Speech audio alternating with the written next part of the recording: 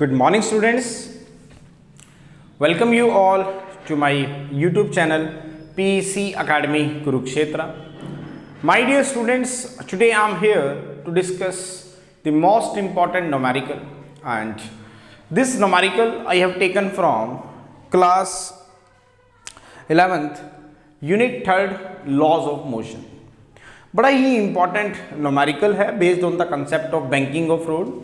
और पेपर में जो इस तरह के नोमेरिकल्स हैं ये 3 मार्क्स के आपके फाइनल एग्जाम में पूछ लिए जाते हैं, तो आपको प्रॉब्लम ना आए, that's why I am here making the video on this numerical, and as early as possible I will upload this video on my YouTube channel PEC Academy Kurukshetra. So from there you can download the video and see and learn how we have to attempt these types of numericals if it will asked by the examiner in your final exam. Now what is the numerical? The numerical is on my back screen, आप देख पा रहे हैं. The numerical is a cyclist speeding at 18 km per hour on a level road takes a sharp circular turn of radius 3 meter without reducing the speed and without bending towards the center of the circular path. The coefficient of static friction between the tires and the road is 0.1. Will the cyclist slip while taking the turn? मैं दोबारा repeat कर रहा हूँ, जैसा कि मैंने पहले भी कहा है कि बिफोर बेटा जब भी आपके एग्जाम में न्यूमेरिकल्स आए तो before attempting the numerical first you have to read the statement of the numerical at least 2 times, ताकि आप अच्छे से समझ पाएँ कि न्यूमेरिकल में एग्जामिनर हमें क्या गिवन दे रहा है और वो क्या हमसे फाइंड आउट करवाना चाहता है. मैं दोबारा रिपीट कर रहा हूँ. A cyclist speeding at 18 km per hour on a level road takes a sharp circular turn of radius 3 meter without reducing the speed and without bending towards the center of the circular path. The coefficient of static friction between the tires and the road is 0.1. Will the cyclist slip while taking the turn? देखिए ध्यान से, वो हमें क्या कह रहा है, वो हमें ये कह रहा है कि एक साइकिलिस्ट है और वो साइकिलिस्ट कितनी स्पीड से चल रहा है 18 km पर आवर से.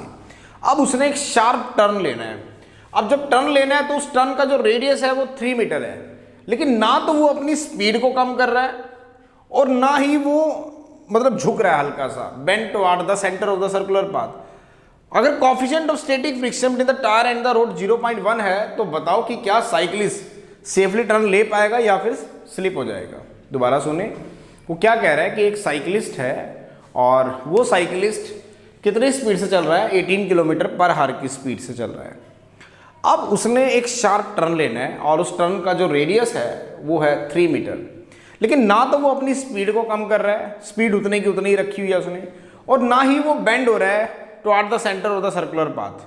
अगर coefficient of static friction between the tyre and the road is 0.1 तो बताओ कि क्या वो सेफली टर्न ले पाएगा या फिर वो स्किड हो जाएगा.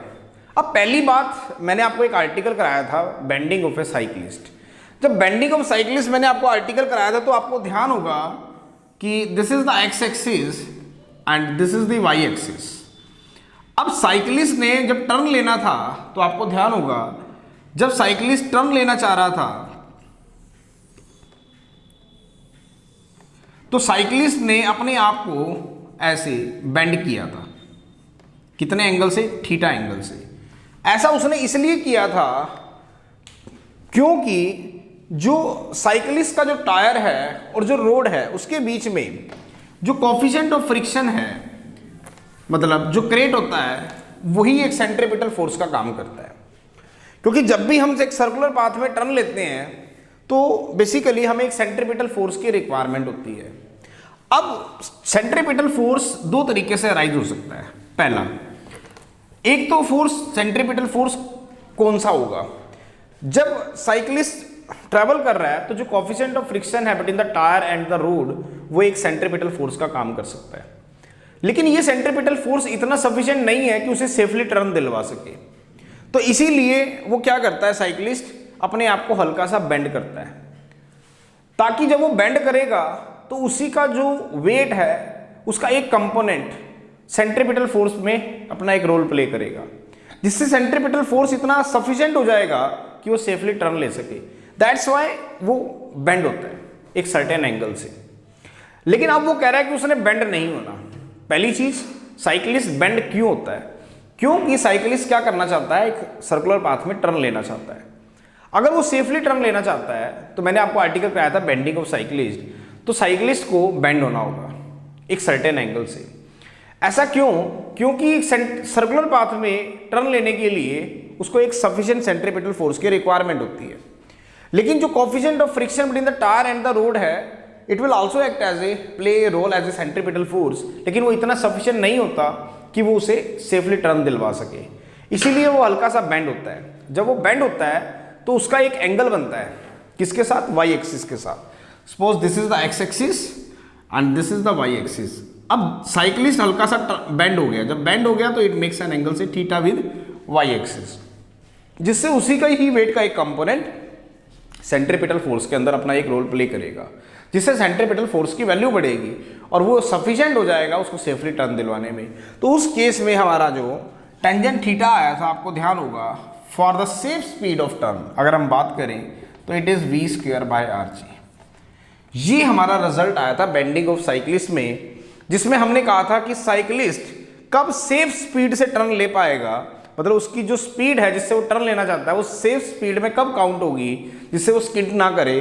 तो उसका जो रिजल्ट था वो था tangent theta is equal to v square by r g. और मैंने आपको इसको इक्वेशन नंबर 1 कह देते हैं। एक आर्टिकल और कराया था, रिलेशन किस किस के बीच में, एंगल ऑफ फ्रिक्शन और static friction. Angle of friction को हमने थीटा से डिनोट किया था और स्टैटिक फ्रिक्शन को म्यू से। तो वो रिजल्ट था हमारे पास mu is equal to tan theta. इन दो रिजल्ट्स को मैं यूज करूंगा इस न्यूमेरिकल को सोल्व करने में। तो चले स्टार्ट करते हैं न्यूमेरिकल को। A cyclist speeding at 18 kilometre per hour, इसका मतलब उसकी जो इनिशियल स्पीड है वो आपको गिवन है कितनी, 18 किलोमीटर पर आवर। अगर आप इसे मीटर पर सेकंड में कन्वर्ट करना चाहते हैं तो आप इसे 5/18 से मल्टीप्लाई करेंगे तो वैल्यू आ जाएगी 5 मीटर पर सेकेंड। अगर आप इसे मीटर पर सेकेंड में कन्वर्ट करना चाहते हैं तो आप इसे 5/18 से मल्टीप्लाई करें। अब ये उसकी स्पीड है 5 मीटर पर सेकेंड। अब वो शार्प टर्न लेना चाहता है, उसका रेडियस आपको गिवन है कितना, 3 मीटर। अब ना तो साइकिलिस्ट स्पीड को कम करना चाह रहा है और ना ही वो बेंड होना चाह रहा है, तो बताओ कि क्या वो सेफली टर्न ले पाएगा। तो चेक कर लेते हैं। कोफिशिएंट ऑफ फ्रिक्शन आपको गिवन है 0.1। 1 मिनट के लिए मैं मान लेता हूं कि अगर वो सेफ टर्न लेना चाहता है तो उसकी वेलोसिटी क्या होनी चाहिए for the safe speed of turn. अगर हम बात करें तो tangent theta is equal to v square by r g, और म्यू है यहां से हमारे पास tan theta.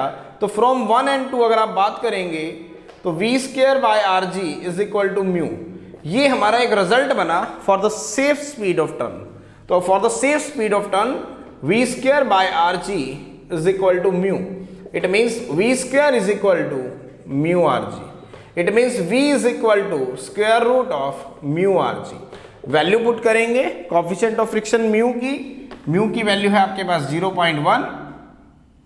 Now what is r, that is 3, g is 9.8। This is meter per second. जब इसको सोल्व करेंगे तो value comes out to B 1.175 meter per second. इसका मतलब सेफ स्पीड ऑफ टर्न के लिए जो उसकी वैल्यू आ रही है स्पीड की वो आ रही है 1.175, लेकिन उसकी एक्चुअल स्पीड कितनी है, 5 मीटर पर सेकेंड। अब मैंने क्या बताया, for the safe speed of turn उसकी वेलोसिटी है 1.175 मीटर पर सेकेंड, इतनी होनी चाहिए, लेकिन एक्चुअल में उसकी स्पीड है 5 मीटर पर सेकेंड। इसका मतलब actual speed is greater than that of the safe speed of turn.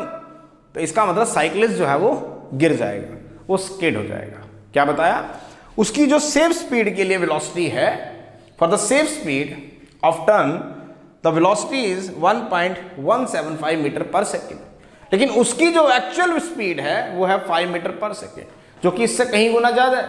इसका मतलब वो कभी भी सेफ टर्न नहीं ले पाएगा, वो स्किड हो जाएगा। So this is the numerical, बड़ा ही इंपॉर्टेंट था। और पेपर में जो इस तरह का न्यूमेरिकल है ये 3 मार्क्स का आपका फाइनल एग्जाम में पूछ लिया जाता है। तो आपको प्रॉब्लम ना आए, that's why I am here making the video on this numerical, and as early as possible I will upload this video on my YouTube channel PEC Academy Kurukshetra.